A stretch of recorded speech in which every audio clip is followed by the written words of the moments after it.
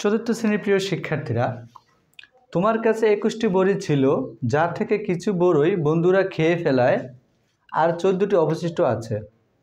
1 নম্বর, খেয়ে ফেলা বড়ির সংখ্যা খালিঘর ধরে একটি গাণিতিক বাক্য লেখো। 2 নম্বর, অজানা সংখ্যাটি নির্ণয় করো। আজকে এই সমস্যাগুলো নিয়ে আমরা আলোচনা করব।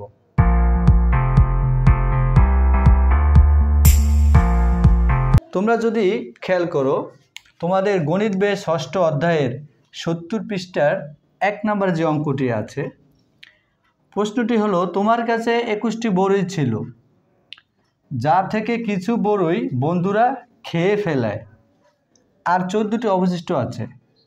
এটা হচ্ছে প্রশ্ন। এটা ব্যবহার করে 1 নম্বর প্রশ্নের উত্তর দিতে হবে। 1 নম্বর প্রশ্নটি হলো খেয়ে ফেলা বড়ইয়ের সংখ্যা খালিঘর ধরে একটি গাণিতিক বাক্য লেখো। তাহলে আমরা 1 নম্বর প্রশ্নের উত্তরটা কিভাবে সমাধান করব? 1 নম্বর, গাণিতিক বাক্য। এই উত্তরটাকে তোমাদেরকে অবশ্যই গাণিতিক বাক্যে প্রকাশ করতে হবে। খেয়াল করো, এবার মূল প্রশ্নে চলে যাও। তোমার কাছে 21টি বড়ি ছিল, তাহলে আমরা প্রথমে 21 লিখব, যা থেকে কিছু বড়ই বন্ধুরা খেয়ে ফেলায়। এখন তোমার বন্ধুরা কিছু বড়ি খেয়ে ফেলছে, এখন কয়টা খেয়েছে আমরা কি জানি? আমরা জানি না। এই জন্য বলছে কি, ওই যে খেয়ে ফেলা বড়ির সংখ্যা খালিঘর ধরে একটি গাণিতিক বাক্য লেখো। তাহলে 21টি বড়ি ছিল, সেখান থেকে বন্ধুরা খেয়ে ফেলছে, তার মানে কমছে। কথাটা ভালো করে খেয়াল করো, 21টি বড়ি থেকে বন্ধুরা কিছু বড়ি খেয়ে ফেললো, মানে কিছু খেয়ে ফেললো, সেটা কয়টা খেয়েছে আমরা জানি না। এই জন্য আমরা অজানা সংখ্যাটাকে খালিঘর ধরবো। আর এখানে বিয়োগ কেন দিলাম? কারণ বন্ধুরা বড়ি খেয়ে ফেলছে, তাহলে কমছে, মানে কয়টা খেয়েছে সেটা আমরা জানি না, এই জন্য অজানা সংখ্যাটাকে খালিঘর ধরতে হবে। আর 14টি অবশিষ্ট আছে, তাহলে সমান চিহ্নের পরে আমরা 14 লিখব। আমি আরেকটু ক্লিয়ার করছি, খেয়ে ফেলা বড়ির সংখ্যা খালিঘর ধরে একটি গাণিতিক বাক্য লিখো।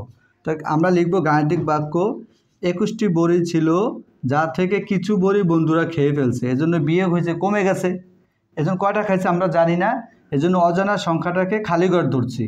সমান আর কয়টি অবশিষ্ট আছে? 14টি অবশিষ্ট আছে। এটা হচ্ছে আমার 1 নম্বর প্রশ্নের উত্তর। এখন যদি তোমরা খেয়াল করো, 2 নম্বর যে প্রশ্নটা আছে, 2 নম্বর কি বলছে? অজানা সংখ্যাটি নির্ণয় করো।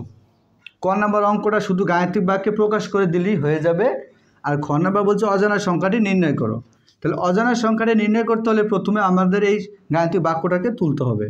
তাহলে 21 বিয়োগ খালিঘর সমান 14।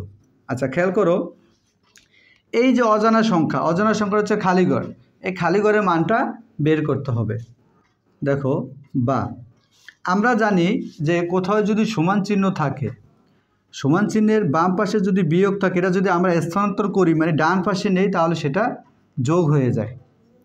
সমান চিহ্নের এই পাশে যদি যোগ থাকে, সেটা ডান পাশে গেলে বিয়োগ হয়ে যায়। সমান চিহ্নের আগে যদি গুণ থাকে, সেটা সমান চিহ্নের ডান পাশে গেলে ভাগ হয়ে যায়, আর ভাগটা গুণ হয়ে যায়।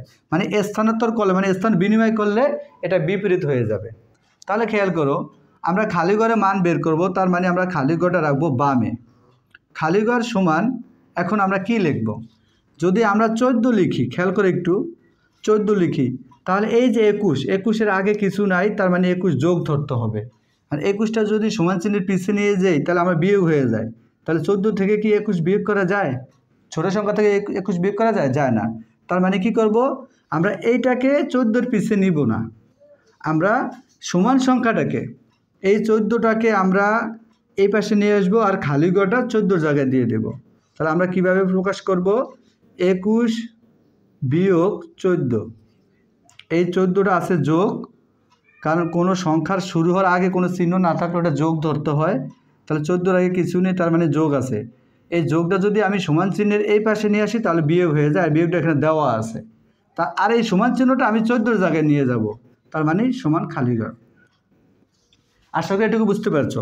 আচ্ছা, এরপর দেখো, এখন 21 থেকে যদি আমরা 14 বাদ দিই, বিয়োগ আছে, তাহলে থাকে আমার 7 সমান খালিঘর।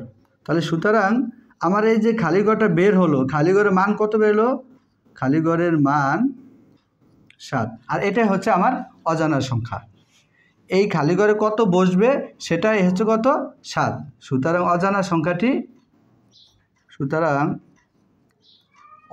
সংখ্যাটি হলো